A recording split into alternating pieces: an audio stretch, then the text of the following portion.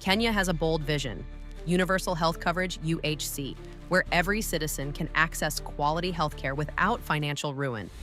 To make this dream a reality, the government launched the Social Health Insurance Fund, managed by the Social Health Authority, or SHA. But the road to this ambitious goal has been anything but smooth. So why is Kenya struggling to roll out SHA? What challenges are holding it back? And what's the way forward? For over 50 years, the National Health Insurance Fund, or NHIF, was Kenya's backbone for health insurance. It served millions, especially formal sector workers, but it had deep flaws. Coverage was low. Only about 19% of Kenyans were insured by 2017, mirroring the formal sector's size. The informal sector, which makes up 83% of Kenya's workforce, was largely left out due to voluntary contributions and high dropout rates. 73% of informal members didn't renew in 2017 alone. Add to that inefficiencies, corruption scandals, and a limited network of just 40% of Kenya's health facilities. And it's clear NHIF wasn't cutting it for UHC. Enter SHA, launched in October 2024 under the Social Health Insurance Act of 2023. It replaced NHIF to create a mandatory, inclusive system covering everyone, formal and informal workers, the poor, and even visitors staying over a year. SHA promised equitable contributions and broader services, from primary care to chronic illness support. It's a fresh start to fix NHIF's gaps and deliver UHC. Okay, let's break it down. If you're wondering, what's this SHIF and SHA stuff? Here's the simple version. SHIF, or the Social Health Insurance Fund, is a big pot of money collected from Kenyans to pay for healthcare. Think of it like a national savings account for doctor visits and medicine. SHA, the Social Health Authority, is the group managing that pot, making sure it's used to help everyone get care, whether you're a farmer in Katal or a teacher in Nairobi. The idea? No one's left out and no one goes broke paying medical bills. That's the plan, at least. But here's where things get bumpy. First, there's the tech mess. SHA's new digital system, costing 104 billion Kenyan Safaricom-led consortium, has been plagued by glitches. Hospitals report downtime, claims processing delays, and reverted to NHIF's old system out of desperation. Private hospitals are owed billions, threatening their participation. Second, registration is lagging. By November 2024, 13.8 million Kenyans were registered, but that's far from the full population. Awareness is low. Many don't understand SHA, how to sign up, or what it covers. Rural areas face infrastructure hurdles, and the rushed rollout left little time for education. Third, the funding model's sparking debate. Salaried Kenyans pay 2.75% of their gross income monthly, automatically deducted from payroll and sent to SHA by the 9th of the next month. For someone earning 50,000 shillings, that's 1,375 shillings. For 500,000 shillings, it's 13,750 shillings, with no cap. Informal sector households pay 2.75% of their income, with a minimum of 300 shillings monthly, often via mobile money like M-Pesa, bank transfers, or SHA's online portal. Yet, out of 20 million registered, only 3 to 4 million contribute regularly. Many informal workers pay only when sick, straining the system. So far, since SHA's rollout in October 2024, the government has collected over 31 billion shillings in SHIF revenue, mostly from salaried Kenyans, showing the burden isn't yet evenly shared. So why is Kenya failing here?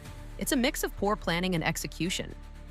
The transition was rushed, NHIF was wound up by October 2024, but SHA's systems weren't ready. Communication's been weak, leaving citizens and providers in the dark. And the informal sector, still 83% of workers, remains hard to rope in without mandatory, enforceable contributions. SHA aimed high, but the groundwork wasn't solid. There's hope, though. Here's how Kenya can turn this around. 1. Fix the tech.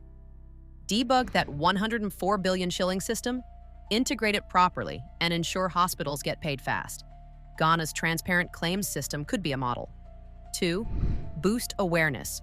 Launch nationwide campaigns, radio, SMS, community health workers, to explain SHA and get everyone registered. 3. Rethink funding.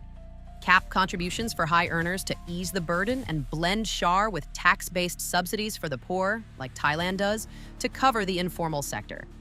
Make payments easier, keep payroll deductions for employees, expand mobile money options like M-Pesa, and set up more bank and in-person payment points for the self-employed. 4. Strengthen services. Fast-track hospital contracts, stock medicines, and hire more of those 20,000 planned healthcare workers to close gaps. So, how does SHIF under SHA stack up against NHIF? NHIF was optional for informal workers with fixed rates, 500 shillings monthly for the self-employed, and salaried folks paid between 150 and 1,700 shillings, capped no matter how high your salary. SHIF's mandatory for all with a flat 2.75% of income. So a 20,000 shilling earner pays 550 shillings, while a million shilling earner pays 27,500 shillings, no cap. NHIF focused on inpatient care with limited outpatient perks. SHIF covers more: primary care, chronic illnesses, even emergencies through 3 funds: primary health care, social health insurance, and emergency care. NHIF reached only 40% of health facilities and covered 19% of Kenyans by 2017, plagued by corruption and inefficiencies. SHA's aiming for 100% coverage with over 1,400 providers so far and has collected 31 billion shillings since October 2024, way more than NHIF's typical haul, though it's mostly from salaried workers. NHIF was a single fund. SHIF splits into 3 to target different needs. The catch? SHIF's costlier for high earners and its rollout's been rocky, unlike NHIF's simpler, if flawed, system. How does Kenya's SHA compare to other African health systems? Take Rwanda. Over 90% of its people are covered by the Community-Based Health Insurance Scheme, or CBHI. Premiums are tiered by income, starting at 3,000 Rwandan francs, about 300 Kenyan shillings, annually with government subsidies for the poorest. It's simple, widely accepted, and focuses on primary care, unlike SHA's broader, pricier scope and tech-heavy rollout. Ghana's National Health Insurance Scheme, or NHIS, covers about 40% of its population with a mix of payroll deductions, 2.5% of income, and informal sector fees, around 48 cedis yearly or 400 Kenyan shillings. It's mandatory in theory, but struggles with enforcement. Much like SHA, though Ghana's system is older and better integrated. South Africa, meanwhile, has a 2-tier setup: a free public system for 80% of people, funded by taxes, and a private insurance market for the wealthy. SHA aims for universal coverage like Rwanda, but its uncapped contributions and shaky start set it apart from these peers. The way forward? Kenya needs a phased, realistic rollout. Start with pilot regions to iron out kinks, then scale up. Learn from Rwanda's community focus, Ghana's integration, or South Africa's public-private balance. Tie SHA contributions, whether it's 300 shillings via M-Pesa or thousands from a payslip, to tangible benefits. Show Kenyans their money saves lives. With over 31 billion shillings collected so far, there's a foundation to build on. Above all, rebuild trust with transparency. No more corruption scandals like NHIF's past.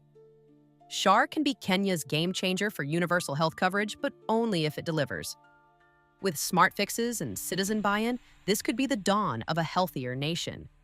What's your take on SHA? Drop your thoughts below and let's keep this conversation going. Subscribe for more on Kenya's journey to a better future.